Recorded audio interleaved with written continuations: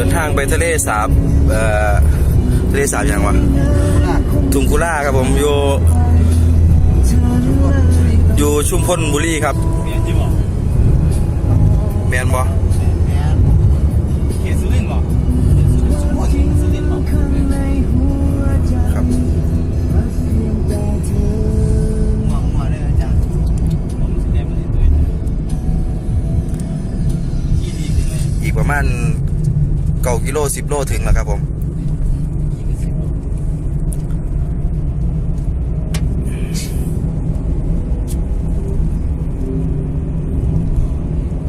ไม่รุ่นนักทางกับไปวันไหนเด้อนะครับไม่รุ่นขวางทางเต็มเลยเอาหมวกเอาไปเป็นอยู่ไหมเจ้าโบบีกวนเจ้าเนี่ยบ่เอาเขาตะเว่งเลยหมอนี่เขาบ้านเราอยู่ไสอยู่ท่าตูมหมุนเด้ส่วนจริงว่าอุ้ยเราบ่แม่นเรามาลามม่วงแต่เที่ยงคืนเลยโอ้ยนายหอยครับ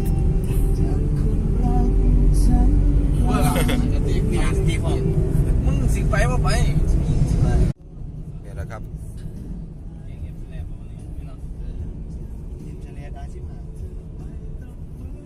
ขอทางลงหน่อยมาเนี่ยอีกไกลว่านี่เอ็ม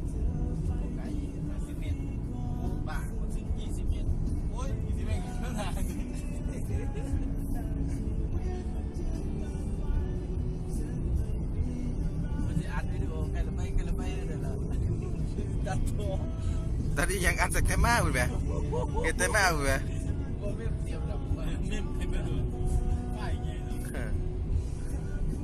มาทางลงอะไรครับนี่เขาหมู่บ้านเราแม่งวะครับ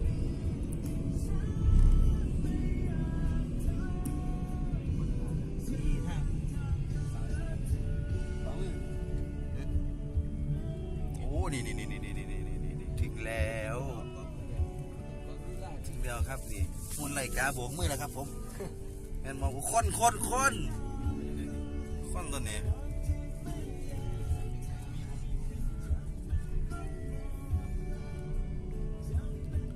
หาร้านที่คนโบกสวยบ่เมื่อยบ่แม่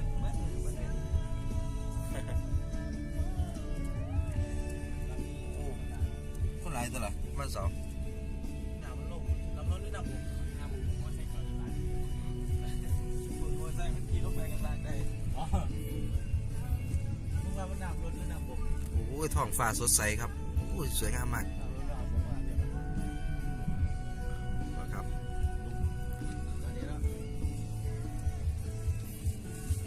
จอดสิจอดมาจอดร้านมีคนบุกกูบุกอยู่บนเงยผ่าเงยอยู่อันนี้เดี๋ยวไปลงแพแล้วครับ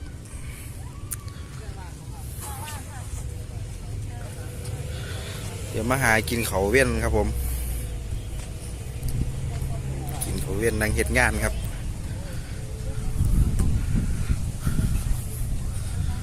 ลงไปตรงนี้ค่ะย้าย2 คนจอดนอกน้ำเลยค่ะ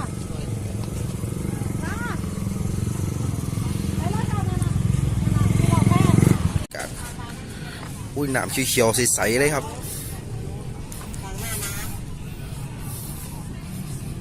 เดี๋ยวย่างลงไปนั่งในแพครับรถมีเสือไหมรถอุ้ยน้ำเขียวๆมันทะเลหรือทะเลน้ำจืดครับก็เอิญทะเลน้ำจืดนี่น้ำมันเขียวแดงเลยปะตัวใส่ข้อเลี่ยนมั้งนี่ผมว่านี่น้ำเขียวมันทะเลไหมเนี่ยครับ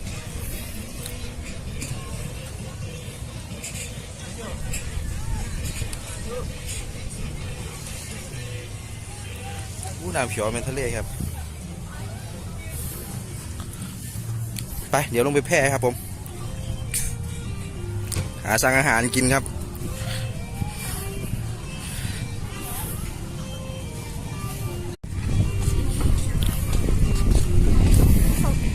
โอ้มีทุกอย่างเลยครับผม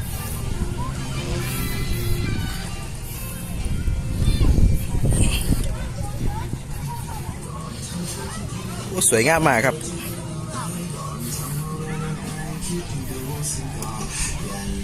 เนี่ยครับน้ำใสมากเนี่ยครับเขียวๆนะครับผม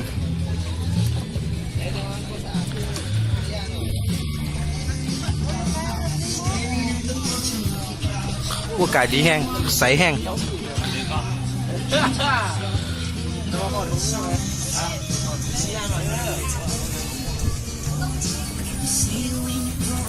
ดีมากดีมากเลยนั่งซื้อบ่สั่งยังกินได้ป่ะนี่เดี๋ยวตามไปแล้วครับมันก็สมราคาเขาอยู่ดอกเพื่อนครับเพื่อนครับไอ้ลากไปหน้าโบอยู่ครับผมเพื่อน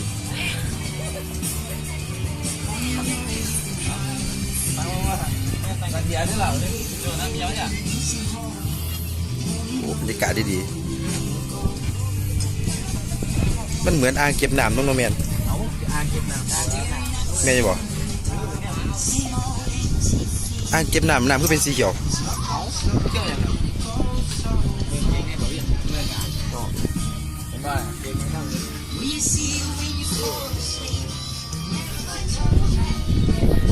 โอ้ดูครับสวยงามมิลีครับผม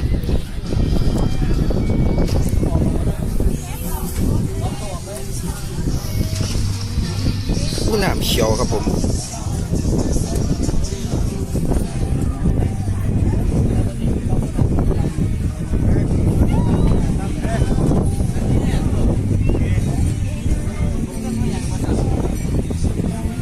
กำลังเลือกอาหารครับสั่งอาหารกินครับผม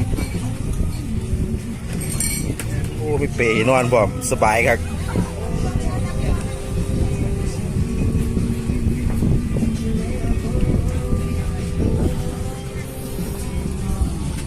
แนวแสบๆเลย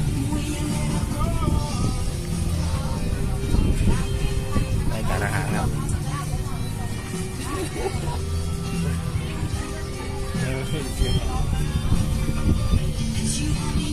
เคยมาว่าเที่ยววะนี่เคยมาเที่ยว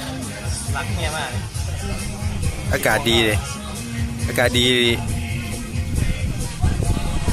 เขาสั่งยังกินอะไรนี่ย่ำอย่างเดียวฮะย่ำรวมอย่างเดียวเพราะว่ากินข้าวมาแล้วไหมวะบ่มีเงินบ่ครับ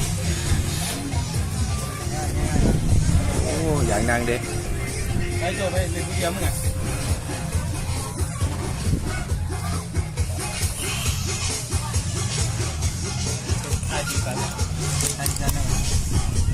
นี่ครับเมนูอาหาร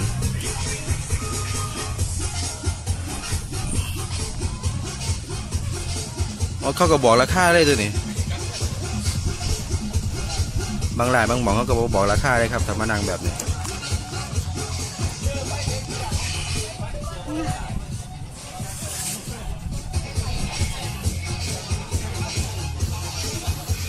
นี่ก็มานะทำงานครับหาหม่องทำงานอากาศที่ดี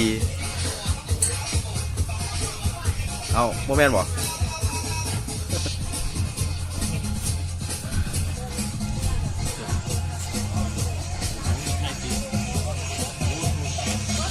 อากาศดีสีสันดีครับโอ้โหแล้ว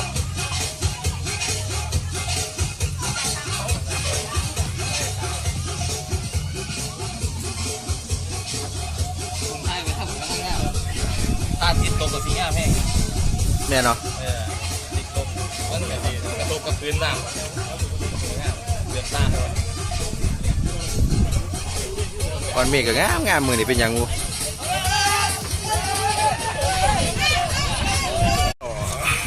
หามาแล้วครับผมยังเยอะแล้วครับเงินบอยนี่ยำรวมครับ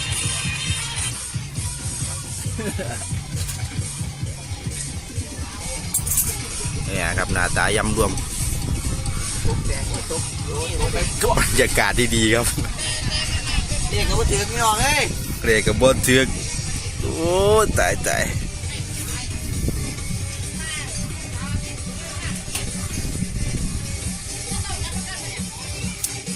ชิมรสชาติเนี่ยแซ่บบ่แซ่บอยู่ครับลองจะข้ามไป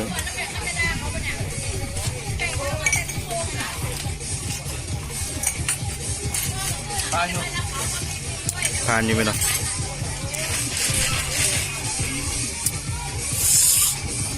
จูบเป็นแล้วพาเมียใหม่มากกินมั้ง แย่ไหมวะครับวันตีเลยครับผม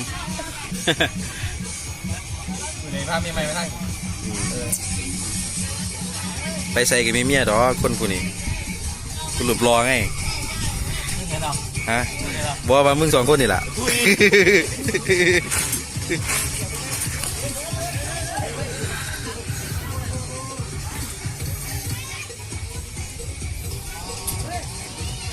อืม เหรอกินอย่างพี่พานยังดี บอกว่าเป็นอย่างเลยครับ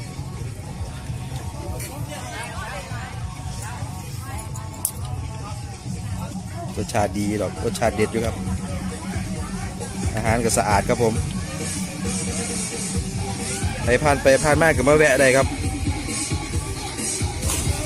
ทะเลสาบน้ำจืดครับผม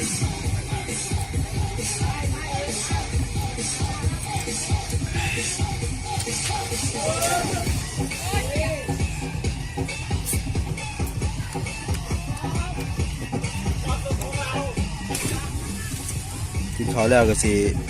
ของเมื่อแล้วครับกลับบ้านแล้วครับพอดีมาเฮ็ดธุระแถวนี้ก็เลยแวะเขามาเล่นซื้อครับผมเบิ่งที่ล่ะมีอาหารทะเลไหมครับ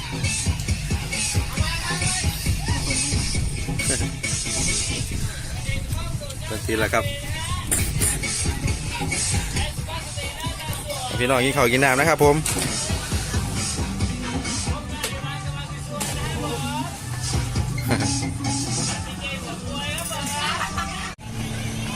โอ้เป็นตัวมวนครับ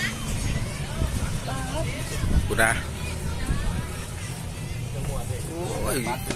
แมงยังดอกวินแท่น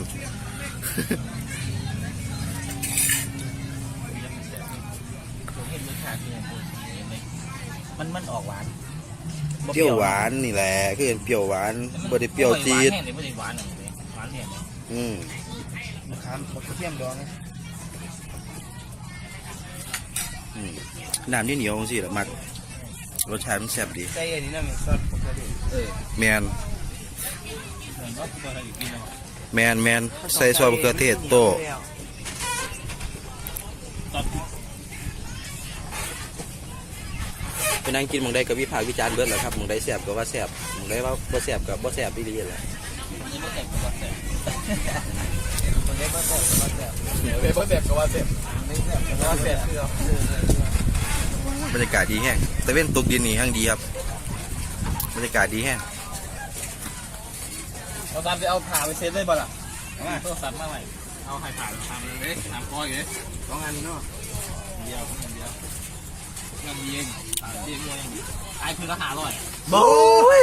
หาที่ยังเว้ยหาฮอต้องข้ามแม่เว้ย ครับพี่น้องเดี๋ยวมีโอกาสได้ดีพาไปเที่ยวไซก็ฝากติดตามนะครับผม ขอติดตั้งช่องนะครับติดตัว253เอาบ่แมนครับคนละช่องแหละครับผมคนละช่องแหละครับกันตีแหละครับ ก็คุณโจ ที่นี่พ่อคุณโจขั้วอีสานครับแต่ว่าช่องเพื่อนตีโต้2530ครับฝากติดตามนะครับน้องกันหน้าครับผมเป็นนางเอกช่องครับนางเอกเป็นดูกูยัง3 บวกอยู่เลยแปลกค่อยว่ากันโบ้ยบอลใหม่ ฟอนไปอีก ที่ร้านหนูไม่ได้อีกเลย ครับอย่าฝากติดตามผลงานนะครับรอชมคลิปหน้าครับผม